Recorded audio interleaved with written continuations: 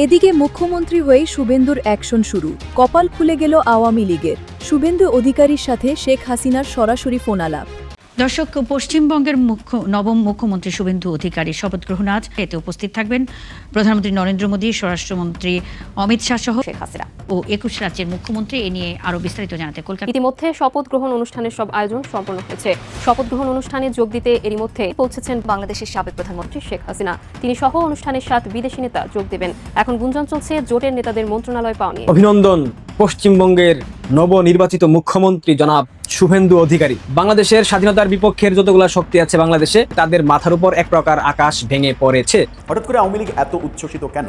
পশ্চিমবাংলার এই পালাবদল আওয়ামী লীগের রাজনীতিতে কি বড় ধরনের কোনো ভূমিকা পালন করবে? এরই মাঝে শুভেন্দু অধিকারী বিজয়ের পরে শেখ হাসিনার সঙ্গে নাকি তার টেলিফোন আলাপ হয়েছে এবং সেই ফোনটা শেখ হাসিনা নিজেই নাকি শুভেন্দু অধিকারীকে করেছিলেন। বাংলাদেশে যে কোনো মুহূর্তে ভয়ঙ্কর কিছু ঘটতে পারে এবং সেনাবাহিনী প্রধান গত কিছুদিন আগে ক্লিয়ারলি বলেছেন 6 জুনে আমরা সেনাবাহিনীকে ব্যারাকে ফিরে যাব।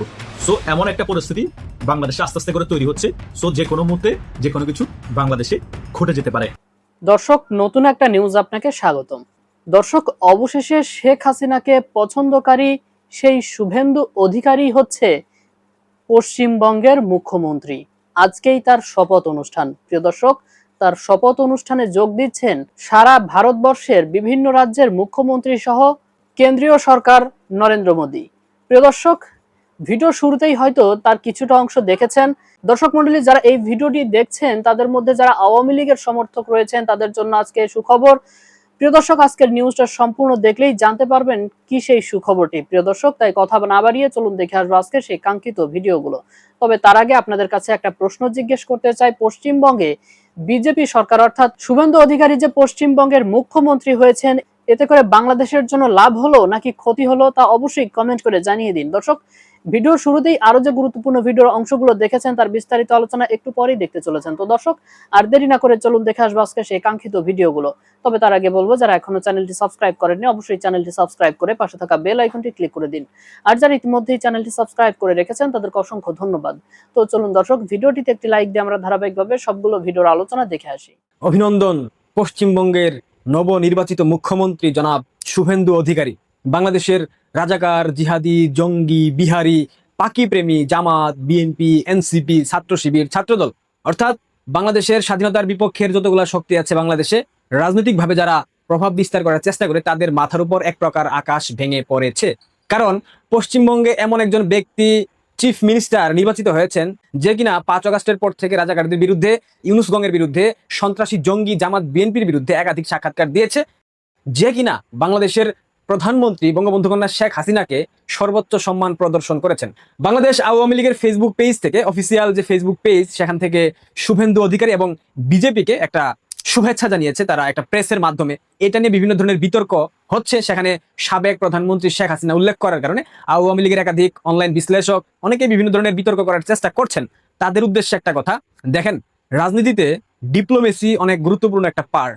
তারেক রহমানের সরকার নির্বাচিত হোক কিংবা নির্বাচিত না হোক, কিংবা জনগণের ভোটে হোক কিংবা না হোক, এই সরকার একটা নির্বাচন দিয়ে ক্ষমতা এসেছে। এরপর ভারত সরকার কিন্তু তারেক রহমানকে প্রধানমন্ত্রী হিসেবে শুভেচ্ছা জানিয়েছে। বঙ্গবন্ধু কন্যা ভারতে অবস্থান করে তিনি চাইলেও ডিপ্লোমেসির ঊর্ধ্বে গিয়ে তাকে রানিং প্রধানমন্ত্রী হিসেবে কোনো প্রেস দিতে পারেন না। সুতরাং সেই জায়গা থেকে আমি ব্যক্তিগতভাবে মনে করি এই প্রেসটা দেওয়া হয়েছে যেহেতু ভারতবর্ষ তারেক রহমানের সরকারকে শুভেচ্ছা জানিয়েছে, বঙ্গবন্ধু কন্যা ভারতবর্ষে অবস্থান করছেন, সেই জায়গা থেকে তিনি সাবেক প্রধানমন্ত্রী হিসেবে নিজেকে সম্বোধন করেছেন এবং আওয়ামী লীগের ফেসবুক পেজ থেকে এটাই দেওয়া হয়েছে। এটা নিয়ে বিতর্ক করার মতো কোনো বিষয় আমি দেখছি না। আরো একটা বিষয় নিয়ে বিতর্ক করার চেষ্টা করা হচ্ছে যে শুভেন্দু অধিকারীকে বিশেষভাবে কেন শুভেচ্ছা জানানো হলো। দেখেন, পৃথিবীতে প্রত্যেকটা সম্পর্ক নিয়ন্ত্রিত হয় দেওয়া এবং পাওয়ার মাধ্যমে। অর্থাৎ আপনার সাথে কারো সম্পর্ক নির্ধারণ হয়, আপনি দিবেন, আপনি নিবেন, আপনি দিবেন না, আপনি নিবেন না। 5 আগস্টের পর থেকে যখন বাংলাদেশ আওয়ামী লীগের পক্ষে কথা বলার মতো কেউ ছিল না, 5 আগস্টের পর যখন আওয়ামী লীগের নেতাকর্মীদের উপর নির্যাতন, নিপীড়ন, হত্যা, খুন, গুম, যাবতীয় অপকর্ম আওয়ামী লীগের বিরুদ্ধে করা হয়েছে, বঙ্গবন্ধুকে অসম্মান করা হয়েছে, শেখ হাসিনাকে অসম্মান করা হয়েছে, এইসব বিষয় আন্তর্জাতিক গণমাধ্যম কিংবা উপমহাদেশের বিভিন্ন গণমাধ্যমে তুলে ধরার মতো কেউ ছিল না। আওয়ামী লীগের নেতাকর্মীরা বিভিন্ন জায়গায় পলাতক, জীবন রক্ষার জন্য বিভিন্ন জায়গায় অবস্থান নিয়েছে। সেই সময় তারা কিন্তু সামাজিক যোগাযোগ মাধ্যম বলেন কিংবা গণমাধ্যম বলেন কথা বলার সুযোগ পায়নি, কথা বলার সাহসটুকু দেখাতে পারেনি। ঠিক 5 আগস্টের পর থেকে এই একটা মানুষের উপর আমি ব্যক্তিগতভাবে কৃতজ্ঞ, তিনি আমাদের হয়ে কথা বলেছেন। তখন আমাদের যে কথাগুলো বলার প্রয়োজন ছিল ঠিক সেই কথাগুলা শুভেন্দু অধিকারীর মুখ থেকে আমরা শুনেছি ভারতের প্রত্যেকটা গণমাধ্যমে তিনি বাংলাদেশের নির্যাতন, বাংলাদেশে আওয়ামী লীগ নেতাকর্মীদের উপর নির্যাতন, বঙ্গবন্ধুকে অসম্মান, শেখ হাসিনাকে অসম্মান সবকিছু নিয়ে একাধারে বলে গেছেন। সুতরাং তার প্রতি একটা বিশেষ কৃতজ্ঞতা বোধের জায়গা আওয়ামী লীগের নেতাকর্মীদের থাকা উচিত বলে আমি মনে করি। সেই জায়গা থেকে বাংলাদেশ আওয়ামী লীগের অফিসিয়াল ফেসবুক পেজ একটা প্রেস বিজ্ঞপ্তির মধ্য দিয়ে শুভেন্দু অধিকারী এবং বিজেপিকে পশ্চিমবঙ্গের সরকার গঠন করার জন্য শুভেচ্ছা জানিয়েছে। এইটাকে আমি বাজেভাবে দেখছি না, এটা চমৎকার। এবং কেন জানিয়েছে সেটা নিশ্চয়ই আপনারা বুঝে গেছেন। শুভেচ্ছা জানানোর কয়েক ঘন্টার ব্যবধানে শুভেন্দু অধিকারীকে পশ্চিমবঙ্গের মুখ্যমন্ত্রী হিসেবে ঘোষণা দেওয়া হয়েছে। আনুষ্ঠানিক ঘোষণা বাকি আছে, আমি যখন ভিডিওটা বানাচ্ছি এর মধ্যে হয়তো বা ঘোষণা হয়ে গেছে। আগামীকাল কলকাতার প্যারেড গ্রাউন্ড কোনো একটা জায়গায় হয়তো বা সেখানে তার শপথ গ্রহণ অনুষ্ঠান হবে, সেখানে নরেন্দ্র মোদী থাকবেন, বিজেপির সকল রাজ্যের যারা মুখ্যমন্ত্রী তারা উপস্থিত থাকবেন। একটা উৎসবমুখর পরিবেশে আগামীকাল শুভেন্দু অধিকারী, যিনি কিনা বাংলাদেশের রাজাকার, জিহাদি, বিহারি, জঙ্গি, জামাতি, বিএনপির বীজদের জন্য একটা আতঙ্কের নাম, শুভেন্দু অধিকারী মুখ্যমন্ত্রী হওয়ার পর থেকে বাংলার আকাশে আমরা অন্ধকারের ছায়া দেখতে পাচ্ছি। বাংলার আকাশ বলতে কাটা তারের ওপারে নর্থ ওয়েস্ট বেঙ্গল বাংলাদেশে আমরা অন্ধকার ছায়া দেখতে পাচ্ছি। কারণ তাদের জঙ্গি সিস্টার, তাদের জঙ্গি মাতা মমতা বন্দ্যোপাধ্যায়ের পরাজয়ের পর তার অনেকটা কষ্টে আছে। সুতরাং এগুলা নিয়ে বলার কিছু নাই, এটাই বলার ছিল। বাংলাদেশ আওয়ামী লীগের পেজ থেকে যে ধরনের বিবৃতি দেওয়া হয়েছে, প্রেস বিজ্ঞপ্তি দেওয়া হয়েছে, এটাকে আমি সাধুবাদ জানাই। আমি অনেক সমালোচনা করি, যেটা ভালো উদ্যোগ, যেটা ভালো কাজ সেটা প্রশংসা করতে হবে, যেটা ভুল সেটা ধরিয়ে দিতে হবে, যেটা সমালোচনা করার মতো বিষয় সেটাকে নিয়ে সমালোচনা করতে হবে। কেন সাবেক বলা হয়েছে প্রধানমন্ত্রী শেখ হাসিনাকে এবং কেন শুভেন্দু অধিকারীকে স্পেশালি শুভেচ্ছা জানানো হয়েছে, নিশ্চয়ই সেটা আপনারা বুঝতে পেরেছেন, আমি বুঝাতে সক্ষম হয়েছি। আজকে পশ্চিমবঙ্গে শুভেন্দু অধিকারীকে পশ্চিমবঙ্গের মুখ্যমন্ত্রী ঘোষণা দেওয়া হলো। আর আজকেই বাংলাদেশ একটা চমৎকার নাটকীয় ঘটনা ঘটিয়েছে। বাংলাদেশের বর্তমান ক্ষমতাসীন সরকারের স্বরাষ্ট্রমন্ত্রী জনাব শিলং সালাউদ্দিন সাহেব হঠাৎ করে কয়েক ঘন্টার সফরে, অর্থাৎ 24 ঘন্টার জন্য বাংলাদেশ সফরে এসেছে পাকিস্তানের স্বরাষ্ট্রমন্ত্রী। কেন এসেছে পাকিস্তানের স্বরাষ্ট্রমন্ত্রী বাংলাদেশ সফরে কেন আসবে? এখানে ব্যাখ্যা দেওয়া হচ্ছে বর্তমান সরকারের পক্ষ থেকে মাদক পাচার রোধে লুক দেখানো একটা সমঝোতা স্মারক, এই স্মারকে স্বাক্ষর করেছে দুই স্বরাষ্ট্রমন্ত্রী, অর্থাৎ পাকিস্তানের স্বরাষ্ট্রমন্ত্রী এবং বাংলাদেশের স্বরাষ্ট্রমন্ত্রী। এখন আমার একটা প্রশ্ন, মাদক পাচার রোধ কিভাবে ঠেকাবে? বাংলাদেশের সাথে কি পাকিস্তানের সীমান্ত আছে? বাংলাদেশ এবং পাকিস্তানের মধ্যে কি মাদক পাচার স্থলপথে হয়, জলপথে হবার একটা সম্ভাবনা আছে, থাকে কিংবা হয়? সেটা অনেক সুদূর প্রসারী। তাহলে সেক্ষেত্রে স্থলপথে মাদক পাচার রোধে সমঝোতা স্মারকে স্বাক্ষর করতেছে দুই দেশের স্বরাষ্ট্রমন্ত্রী, এটা কি নাটক না?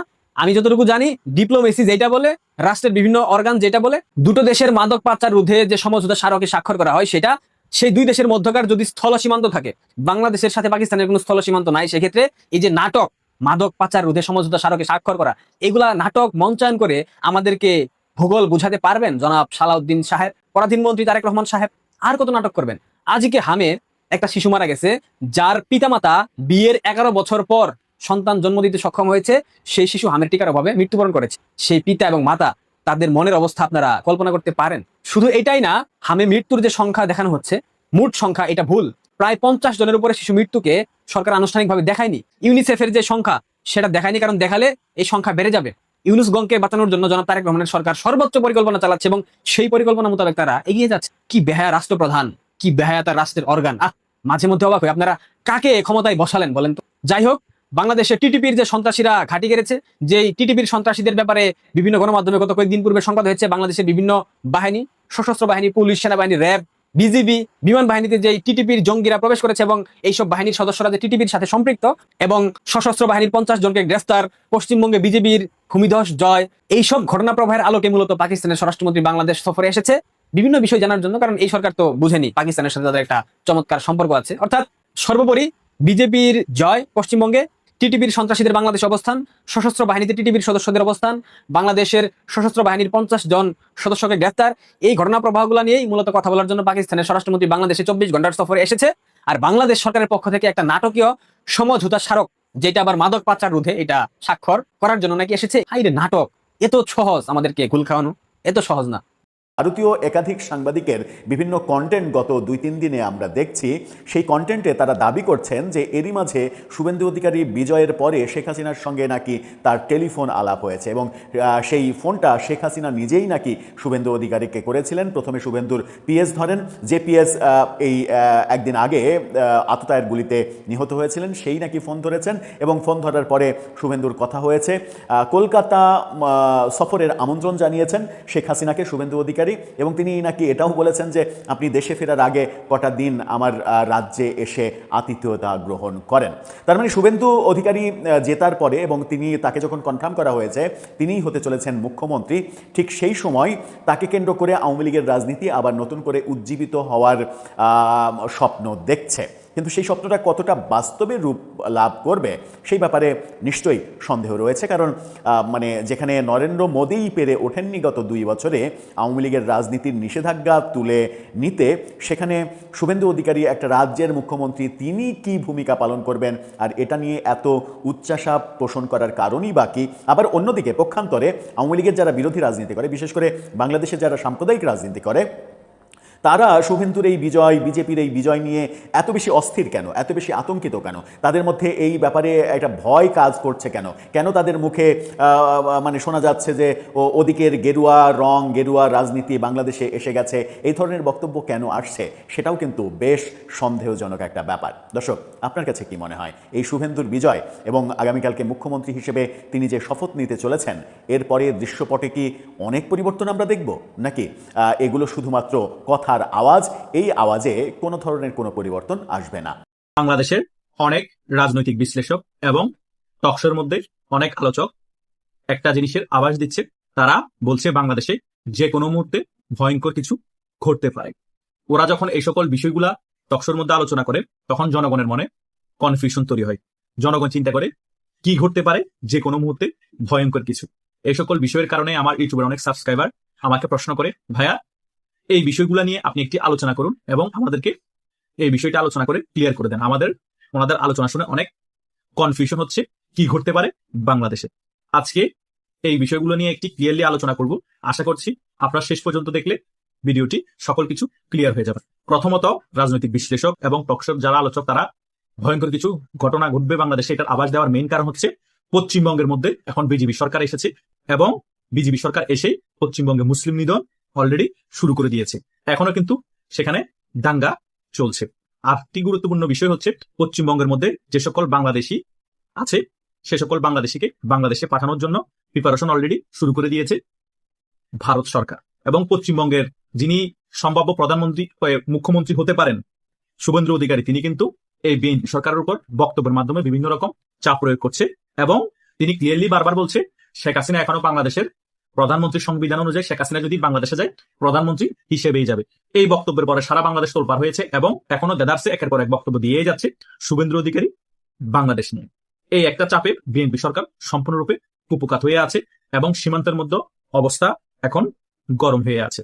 আর বাংলাদেশের মধ্যে অলরেডি দুর্ভিক্ষের অবস্থা শুরু হয়ে গিয়েছে এবং হামের টিকা না পেয়ে 330 জনের উপর শিশু মারা যাওয়ার কারণে সাধারণ যে সকল নাগরিক আছে তারা এই সরকারের উপর খুবই ফুঁসে আছে এবং ডক্টর ইউনূসের উপরও খুবই ফুঁসে আছে। এবং ডক্টর ইউনূসের বিরুদ্ধে এবং স্বাস্থ্য উপদেষ্টার বিরুদ্ধে যখন আদালতে মামলা করতে গিয়েছে, সেই মামলা যখন খারিজ করে দিয়েছে, তখন জনগণ আরো বেশি ফুঁসে গিয়েছে এই সরকারের উপর।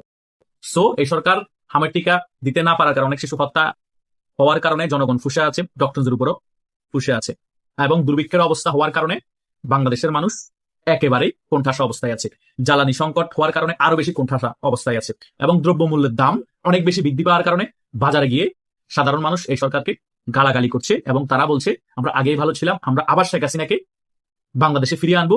আওয়ামী লীগের নেতা কর্মীরা কেন মাঠে নামছে না? আমরা তাদের সাথে একত্রিত হয়ে এই সরকারকে পতন করে শেখ হাসিনাকে আবার বাংলাদেশে ফিরিয়ে আনবো। সো এমন একটা পরিস্থিতি বাংলাদেশে আস্তে আস্তে করে তৈরি হচ্ছে। সো যে কোনো মুহূর্তে যে কোনো কিছু বাংলাদেশে ঘটে যেতে পারে এবং সেনাবাহিনী প্রধান গত কিছুদিন আগে ক্লিয়ারলি বলেছেন 6 জুনে আমরা সেনাবাহিনীকে ব্যারাকে ফিরে যাব। সকল বিষয় বিশ্লেষণ করে সকল বিষয় ক্লিয়ারলি বুঝতে পেরে হয়তোবা যারা রাজনৈতিক বিশ্লেষক আছে তারা বলার চেষ্টা করছে সেনাবাহিনী 6 জুনের পর চলে গেলে এই সরকারের উপর সাধারণ জনগণের যে জনরোষ আছে এবং পশ্চিমবঙ্গের থেকে যে চাপ আসবে, সকল কিছু মিলিয়ে বাংলাদেশে ভয়ঙ্কর কিছু ঘটে যেতে পারে এবং গণ আন্দোলনও তৈরি হতে পারে। সো ওই গণ আন্দোলন বিএনপিকে ট্যাকেল করতে পারবে, সেটাই ভয়ের কারণ। সেই কারণেই রাজনৈতিক বিশ্লেষক এবং টকশোর আলোচক যারা আছে তারা বলছে বাংলাদেশে ভয়ঙ্কর কিছু হতে পারে। এই সকল বিষয়ের আভাস পেয়ে এই এনসিপি এখন সারা বাংলাদেশে তারা তাদের জনবল বৃদ্ধি করছে, টাকা খরচ করে। ডক্টর ইউনূস নাকি এনসিপিতে যোগদান করবে 700 জন নেতাকর্মী নিয়ে। সারা বাংলাদেশে এরকম আওয়ামী লীগ থেকে কিছু নিচ্ছে, যারা রাজনীতি করে না তাদের থেকেও কিছু নিচ্ছে, জামাত থেকে কিছু নিচ্ছে, বিএনপি থেকে কিছু নিয়ে এনসিপি দল নাকি অনেক বড় একটি বড় রাজনৈতিক দল হবে, যাতে আওয়ামী লীগ রাজপথে নামার আগে এনসিপি একটি বড় দল হিসেবে আবির্ভূত হতে পারে এবং বাংলাদেশ স্টাবলিশ একটি রাজনৈতিক দল হতে পারে। কারণ আওয়ামী লীগ যদি রাজপথে নেমে এই রেজিমটাকে ফেলে দেয়, আবার যদি আরেক নীতি তত্ত্বাবধায়ক সরকারের আন্ডারে মধ্যবর্তী নির্বাচন হয়, তখন কিন্তু এই বিএনপি ক্ষমতায় আসবে না, আওয়ামী লীগ ক্ষমতায় চলে আসবে 200-র উপর আসন পেয়ে। তখন এই এনসিপি, জামাত এবং বিএনপি যখন একজোট হবে, তখন বিএনপির সাথে যাতে এনসিপি আসন ভাগাভাগি করতে পারে এবং এনসিপি বুঝাতে সক্ষম হয় বিএনপিকে যে দেখেন আমরা এখন বাংলাদেশে একটা বড় দল, আমরা শক্তিশালী দল, আমাদেরকে 40 থেকে 50টা আসন দিতে হবে বা 30টা আসন দিতে হবে। এর কারণেই এনসিপি এখন মোটামুটি সারা বাংলাদেশে অ্যাক্টিভ হয়ে গিয়েছে। আর না হলে দ্বিতীয় কারণ হচ্ছে যে সামনে স্থানীয় নির্বাচন আছে, স্থানীয় নির্বাচনের জন্য সারা বাংলাদেশে এনসিপি প্রিপারেশন নিচ্ছে।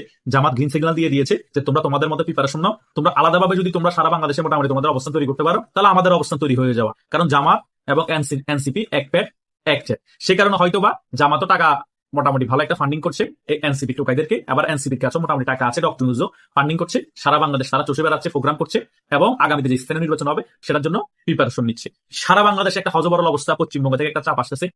এই টাইমে এনসিপি নিচ্ছে স্থানীয় নির্বাচনের প্রিপারেশন, জামাত স্থানীয় নির্বাচনের প্রিপারেশন নিচ্ছে এবং বিএনপিও স্থানীয় নির্বাচনের প্রিপারেশন নিচ্ছে।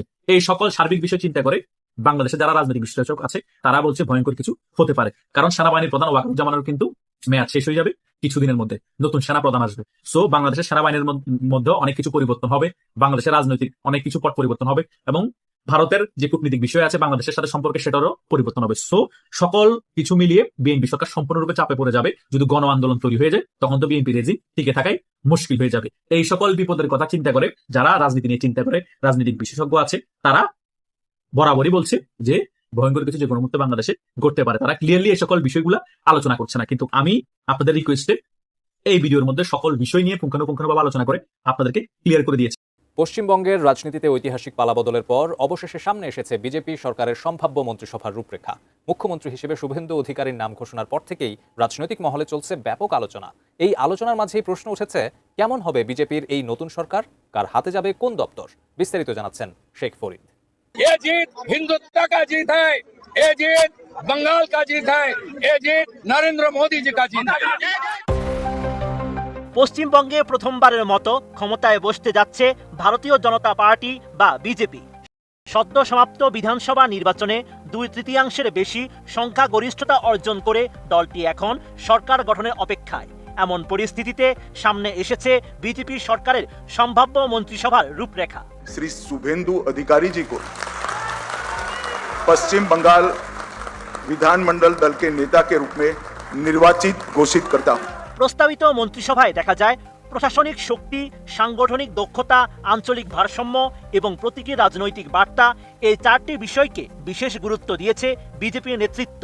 তারই প্রেক্ষিতে মুখ্যমন্ত্রী শুভেন্দু অধিকারী নিজের হাতেই রেখেছেন স্বরাষ্ট্র, স্বাস্থ্য, ভূমি ও ভূমি সংস্কার এবং প্রশাসনিক সংস্কারের মতো গুরুত্বপূর্ণ দপ্তর।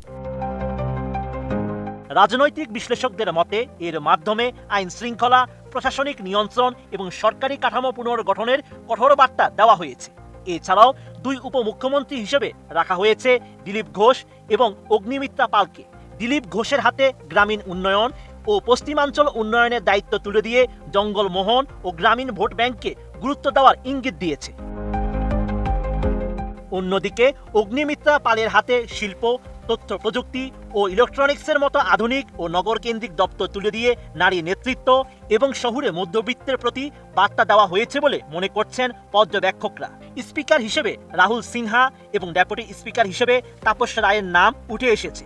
প্রশাসনিক অভিজ্ঞতা ও দীর্ঘ রাজনৈতিক উপস্থিতিকে গুরুত্ব দিয়েই এই সিদ্ধান্ত নেওয়া হয়েছে বলে মনে করা হচ্ছে। এদিকে রাজনৈতিক মহলে সবচেয়ে বেশি আলোড়ন ফেলেছে কেন্দ্রীয় স্বরাষ্ট্রমন্ত্রী অমিত শাহের সীমান্ত নিয়ে মন্তব্য। তিনি বলেছেন, পশ্চিমবঙ্গ বাংলাদেশ সীমান্ত জাতীয় নিরাপত্তার স্বার্থে সিল করা হবে। এই মন্তব্য সামনে আসার পর থেকেই 2 বাংলার রাজনৈতিক ও কূটনৈতিক মহলে আলোচনা শুরু হয়েছে। বিশেষজ্ঞরা বলছেন, সীমান্ত নিরাপত্তা, অনুপ্রবেশ, চোরাচালান এবং অভিবাসন প্রশ্নে নতুন বিজেপি সরকার আরও কঠোর অবস্থান নিতে পারে। সব মিলিয়ে এটি শুধু সরকার গঠনের তালিকা নয়, বরং পশ্চিমবঙ্গের জন্য বিজেপির দীর্ঘমেয়াদী রাজনৈতিক রোডম্যাপেরও ইঙ্গিত বহন করছে। এখন দেখার বিষয়, শপথের পর এই নতুন বাংলা মডেল কতটা কার্যকর হয় এবং তার প্রভাব 2 বাংলার রাজনীতিতে কতটা পড়ে। দর্শক, আমি আশা করছি সবগুলো ভিডিওই আপনি মনোযোগ সহকারে দেখেছেন। সেই সাথে দর্শক, এই ভিডিওগুলো সম্পর্কিত যদি কোনো তথ্য বা মতামত থাকে তাহলে তো অবশ্যই কমেন্ট করে জানিয়ে দিন। এতক্ষণ সাথে থাকার জন্য ধন্যবাদ। নিউজটি শেষ করছে এখানেই, ফিরছে আগামী ভিডিওতে নতুন কোনো টপিক নিয়ে। আল্লাহ হাফেজ।